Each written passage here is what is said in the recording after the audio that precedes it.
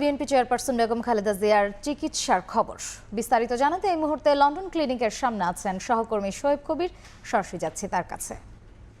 BNP chairperson Begum Khaleda Zia বর্তমানে লন্ডনের দি clinic হাসপাতালে ভর্তি হয়েছেন। এই তথ্য আমাদের জানিয়েছেন তার ব্যক্তিগত চিকিৎসক ডাক্তার জাহিদ। তিনি কিছুক্ষণ আগেই লন্ডনের সাংবাদিকদের তিনি ব্রিফিং করেছেন এবং এই ব্রিফিং বলেছেন ডাক্তার যে লন্ডন ক্লিনিকের চিকিৎসকরা বর্তমানে বেগম খালেদা জিয়াকে পর্যবেক্ষণে রেখেছেন এবং তাকে আজকে ভর্তি করানো হয়েছে এবং আজকে যে মনিটরিং চিকিৎসার সম্পর্কে তারা অবগত হয়েছেন যে বিগত দিনে তার চিকিৎসা কী কী ধরনের চিকিৎসা হয়েছে এবং সেগুলো বাংলাদেশ থেকে আসা যে চিকিৎসক দল রয়েছে তাদের সাথে সমন্বয় করে তারা সেসব পর্যবেক্ষণ করেছেন এবং আগামীকাল থেকে তার যে নিয়মিত চিকিৎসা সেটি শুরু হবে এবং একটির পর একটি ধাপ অনুসরণ করে কিন্তু এই পুরো চিকিৎসার যে প্রক্রিয়া সেটি সম্পন্ন করা হবে এবং যদি তারা প্রয়োজন মনে করেন তবে উন্নত চিকিৎসার জন্য কিন্তু আমেরিকাও নিয়ে যাওয়া যেতে পারে। তবে আমাদেরকে বেশ কয়েকটি সূত্র নিশ্চিত করেছেন যে বেগম জিয়ার হয়তো এই সফরে হয়তো আমেরিকা যাওয়া হবে না এবং আপনাকে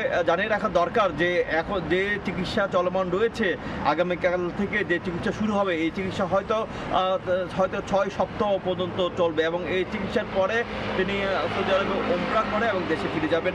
আপনাদেরকে জানিয়ে রাখা দরকার যে সবশেষ 2017 সালে 15 জুলাই বেগম জিয়া লন্ডন এসেছিলেন এবং এরপর তিনি আর কোনো বিদেশ সফর করেননি। এবারেই দীর্ঘ 7.5 বছর পর তার সন্তান তার ছেলে তারেক রহমানের সাথে সাক্ষাৎ হয়েছে এবং এই সাক্ষাতে কিন্তু দেশের পরবর্তী যে রাজনৈতিক অবস্থা এবং দলীয় যে কর্মকাণ্ড সেগুলো কিন্তু ভবিষ্যৎ নির্ধারণ করা হতে পারে এবং বেগম জিয়ার এই সফরকে কেন্দ্র করে কিন্তু যুক্তরাজ্য ইউরোপ সহ